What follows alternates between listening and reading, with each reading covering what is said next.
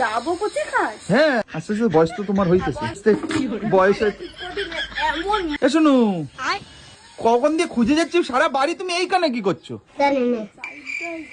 কি দেখছো? পায়রা ফেলবি তুই? হ্যাঁ, আমি এটা ভাবছিলাম ডাবগুলি পারবো, বলতো শোনো, বুড়ো হয়ে গেলে ডাবগুলি ভালো লাগবে না। হয়ে যাচ্ছে কেন যে এখানে 4টে হয়েছে এখানে একটা হয়েছে? আরে ডাবগুলি কচি ছিল না, এখন আস্তে আস্তে বয়স বাড়তেছে। পায়রা ফেলবি? কচি ডাব খাওয়ার মজা আলাদা। তুই ডাবো কচি খাস? হ্যাঁ, ডাবো কচি ডাব খাওয়ার মজাই আলাদা। বুঝবা না তুমি যে কোনো জিনিস। তুই কি মিন করছিস? আমি তো তোর কোনো মিন কথা বুঝতে কিছুই পারছি করছি না, তাহলে তুই কি যেটা বলতে বুঝতে পারছিস সেটাই মিন করছি। হ্যাঁ, কি বুঝবো বল? তুই ডাবো কচি খাস?